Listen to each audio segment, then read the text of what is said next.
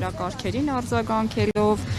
ակամա գուցե նաև սպասարկելով։ Մենք այլ ընտրանք չունենք, կոնկրետ օրինակ խորհրդարանական ընդդիմությունը, չգիտեմ, կամ գուցե մասնավորապես ձեր խմբակցությունը, այլ օրակարգեր առաջ քաշելու եւ առաջնային դարձնելու, որպեսզի Նիկոլ Փաշինյանի այսպես շոուները ասեմ, առաջնային չդառնա եւ վախտի խաղալիքներով չզբաղվեն։ Ես չեմ կեղծելու ձեր հարցի պատասխանը եւ չեմ խոսելու ընդդիմության մասին, որի ոչ անունը գիտեմ, ոչ էլ իրանց վերացարկված ֆանտոմի հետ չեմ կռիվ տալու կամ իրենց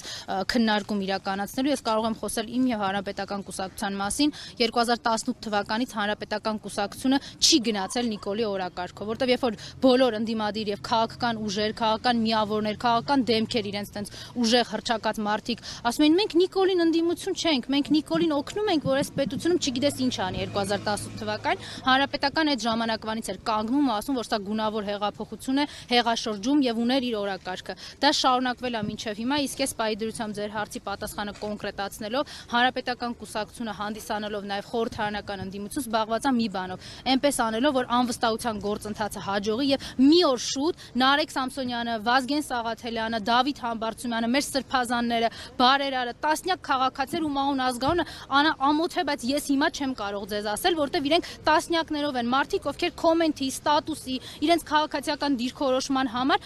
հայտնվել են բանտերում ու մենք նույնիսկ իրենց չգիտենք էլ։ Մենք փորձում ենք այնպես անել, որ օր առաջ այդ մարդիկ ազատվեն, իսկ իրենց ազատումը մեր երկրի ազատագրումը կապված ամենակ Նիկոլի վռնդելով։ Ինքը հրաժարական չի տալու։ Մենք փորձում ենք իմպիչմենտի գործընթացով իրեն ստիպել, որ ինքը գնա։